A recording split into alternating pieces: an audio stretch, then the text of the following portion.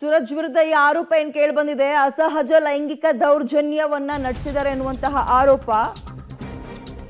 ಇದೀಗ ಸಂತ್ರಸ್ತ ಯುವಕನಿಗೆ ಬೌರಿಂಗ್ ಆಸ್ಪತ್ರೆಯಲ್ಲಿ ಮೆಡಿಕಲ್ ಟೆಸ್ಟ್ ಆಗಿದೆ. ಹಾಸನದಿಂದ ಕರೆದುಕೊಂಡು ಬಂದು ಬೆಂಗಳೂರಿನ ಬೌರಿಂಗ್ ಹಾಸ್ಪಿಟಲ್ನಲ್ಲಿ ಟೆಸ್ಟ್ ಮಾಡಿದ್ದು ಸುಮಾರು ಒಂದು 15 ರೀತಿಯ ವೈದ್ಯಕೀಯ ಪರೀಕ್ಷೆ ನಡೆಸಿದ್ದಾರೆ. ಮಧ್ಯಾಹ್ನದೊಳಗೆ ಆ ರಿಪೋರ್ಟ್ ಅಧಿಕಾರಿಗಳ ಕೈ ಸೇರುತ್ತೆ. ಸುಮಾರು 15 ಬಗೆಯ ವೈದ್ಯಕೀಯ ಪರೀಕ್ಷೆಗಳನ್ನು ನಡೆಸಿದ್ದಾರೆ. ಸಾಮಾನ್ಯವಾಗಿ ಕಸ್ಟಡಿಗೆ ಪಡೆದುಕೊಳ್ಬೇಕಾದ್ರೆ ಅಥವಾ ಹಿಂಗಿದ್ದಾಗ ಪ್ರತಿದಿನ ಟೆಸ್ಟ್ ಮಾಡ್ತಾರೆ, ಅದು ಸಾಮಾನ್ಯ. ಅದು ಜಸ್ಟ್ BP ವೇರಿಯೇಷನ್ ಆಗಿದೆಯಾ, ಶುಗರ, ಮತ್ತೊಂದು ಮಗದೊಂದು ಅಂತ. ಬಟ್ ಈ ಪ್ರಕರಣದಲ್ಲಿ ಹಂಗಾಗಲ್ಲ. ಇದು ಲೈಂಗಿಕ ದೌರ್ಜನ್ಯ ನಡೆಸಿದ್ದಾರೆ, ಸಲಿಂಗಕಾಮ, ಅದು ಕೂಡ ಸಲಿಂಗಕಾಮ, ಅಸಹಜ ಲೈಂಗಿಕ ದೌರ್ಜನ್ಯ ನಡೆಸಿದ್ದಾರೆ ಎನ್ನುವ ಆರೋಪವ ಮಾಡಿರೋದ್ರಿಂದ ಆತನನ್ನ ಅದಕ್ಕೆ ಸಂಬಂಧಪಟ್ಟಂತೆ ಮೈಮೇಲಾಗಿ ಏನಾದರೂ ಗಾಯ ಆಗಿದೆಯಾ, ಮತ್ತೊಂದ ಮಗದೊಂದ, ಇವೆಲ್ಲವನ್ನ ಟೆಸ್ಟ್ ಮಾಡಿದ್ದಾರೆ. ಸುಮಾರು 15 ರೀತಿಯಲ್ಲಿ ಅಂತೆ. ಹಾಗಾದ್ರೆ ಏನೇನು ಟೆಸ್ಟ್ ಮಾಡಿದ್ದಾರೆ ನೋಡ್ತಾ ಹೋಗೋಣ. ಸಂತ್ರಸ್ತನ ಉಗುರಿನ ಮಾದರಿಯನ್ನ ಸಂಗ್ರಹ ಮಾಡಿದ್ದಾರೆ. ಇದು ಸಾಮಾನ್ಯ DNA ಟೆಸ್ಟ್ ಮಾಡಬೇಕಾದ್ರೆ ಉಗುರಿನ ಮಾದರಿಯನ್ನ ಸಂಗ್ರಹ ಮಾಡೋದು ಕಾಮನ್. ಅದೇ ರೀತಿಯಾಗಿ ಸಂತ್ರಸ್ತನ ಉಗುರಿನ ಮಾದರಿಯನ್ನ ಸಂಗ್ರಹ ಮಾಡಿದ್ದಾರೆ. ಅದರ ಜೊತೆಗೆ ಆತನ ಎದೆಯ ಭಾಗದ ಕೂದಲಿನ ಮಾದರಿಯನ್ನ ಕೂಡ ಕಲೆಕ್ಟ್ ಮಾಡಿದಾರಂತೆ. ಇವೆಲ್ಲವೂ ಕೂಡ ಒಂದೊಂದು ರೀಸನ್ ಇರುತ್ತೆ. ಈ ರೇಪ್ ಅಥವಾ ಅತ್ಯಾಚಾರ ಪ್ರಕರಣಗಳಲ್ಲಿ ಆರೋಪಗಳು ಕೇಳಿ ಬಂದಾಗ ಇಂತಹ ಟೆಸ್ಟ್ ಮಾಡ್ತಾರೆ.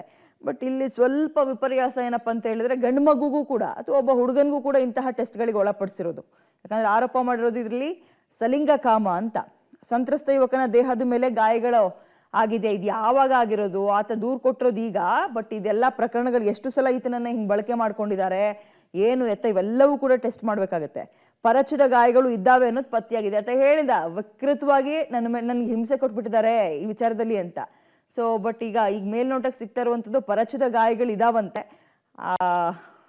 ಸೂರಜ್ ರೇವಣ್ಣವ್ರನ್ನು ಟೆಸ್ಟಿಗೆ ಒಳಪಡಿಸ್ತಾರೆ. ಹಂಗೆ ನೋಡೋದಾದ್ರೆ ಮುಂದಕ್ಕಾಗೋ ಬೆಳವಣಿಗೆ ಇವೆಲ್ಲವೂ ಕೂಡ.